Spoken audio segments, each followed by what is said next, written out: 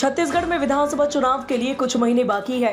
BJP Congress दोनों सभी विधानसभा सीटों पर नजर जमाने लगी है। प्रदेश में इस वक्त 39 रिजर्व सीटें हैं, जिनमें बड़ी आबादी एससी और एसटी वर्ग की है और ये सीटें विशेष रूप से इन्हीं वर्गों के लिए आरक्षित है।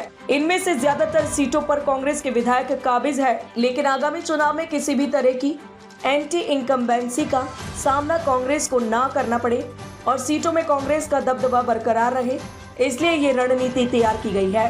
रिजर्व सीटों पर एलडीएम फॉर्मूले के तहत पर्यवेक्षकों की नियुक्ति की गई है, जो यहाँ की जिम्मेदारी संभालेंगे। लीडरशिप डेवलपमेंट मिशन के तहत बस्तर सांसद दीपक बैज को बस्तर संभाग का प्रभारी बनाया गया है और पूरे प्रदेश में विधानसभा वार एलडीएम की नियुक्ति की गई है। कांग्रेस विधानसभा और लोकसभा से पहले नई लीडरशिप तैयार करना चाहती है। इसके साथ रिजर्व सीटों में मजबूत कैंडिडेट की पहचान करना पार्टी का लक्ष्य है। इसलिए पार्टी के केंद्रीय नेतृत्व ने एलडीएम यानी लीडर डेवलपमेंट मिशन शुरू किया है। इस फॉर्मूले के तहत आरक्षित लोकसभा और विधानसभा सीटों के लिए बनाए गए पर्यवेक्षक अपनी रिपोर्ट एआईसीसी के राष्ट्रीय समन्वयक को सौंपेंगे। वहीं आम आदमी पार्टी आप ने हाल ही में छत्तीसगढ़ के लिए अपनी राज्य कार्यकारिणी टीम की घोषणा की। नई कार्यकारिणी में करीब 900 नवनियुक्त पदाधिकारियों के नामों की घोषणा की गई है। छत्तीसगढ़, राजस्थान और मध्य प्रदेश में विधानसभा चुनाव से पहले आप हिंदी पट्टी में पैठ बनाने की कोशिश कर रही है। आपने 2014 में छत्तीसगढ़ में प्रवेश किया और राज्य की सभी 11 लोकसभा सीटों पर चुनाव लड़ा, लेकिन सभी सीटों पर उसकी जमानत जब्त हो गई। 4 साल बाद 2018 में आपने फिर से विधानसभा चुनाव लड़कर अपना राजनीतिक भाग्य आजमाया और कुल 90 सीटों में से 84 उम्मीदवार मैदान में उतरे, लेकिन इस चुनाव में आपको करारी हार का सामना करना पड़ा।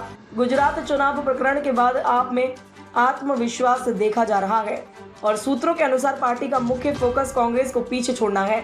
छत्तीसगढ़ के अध्यक्ष कोमल हुमपेडी ने कहा कि राज्य कार्यकारिणी में कई लोगों को जिम्मेदारी दी गई है और हमने राज्य से ब्लॉक स्तर पर लोगों के नामों की घोषणा की है और जल्द ही बूथ और गांव स्तर के नामों की घोषणा की जाएगी। उन्होंने कहा, जमीनी कार्यकर्ताओं से फीडबैक लेने के बाद इन नामों पर विचार किया गया है। राज्य और बूथ कार्यकारिणी टीमों के गठन को पूरा करने के बाद आप राज्य में अपने अभियान की शुरुआत करने की योजना बना रही है। नवनियुक्त पदाधिकारियों का शपथ ग्रहण समारोह 29 अप्रैल को हुआ। संदीप पाठक महासचिव संगठन व प्रदेश प्रभारी संजीव झा दोनों मौजूद रहे। छत्तीसगढ़ के मुंगेली से ताल्लुक रखने वाले महासचिव संगठन संदीप पाठक राज्य के घटनाक्रम पर पैनी नजर रखे हैं। पाठक पिछले 2 साल से प्रदेश में पार्टी के सांगठनिक ढांचे पर काम कर रही हैं। छत्तीसगढ़ एक द्विध्रुवीय राज्य है और इसे हमेशा कांग्रेस और भाजपा दोनों के बीच प्रतिस्पर्धा के रूप में देखा जाता है। अतीत में बसपा, राकांपा और जनता कांग्रेस छत्तीसगढ़ जैसी अन्य पार्टियां अपनी किस्मत आजमा चुकी हैं, लेकिन इन पार्टियों में कोई सेंध नहीं।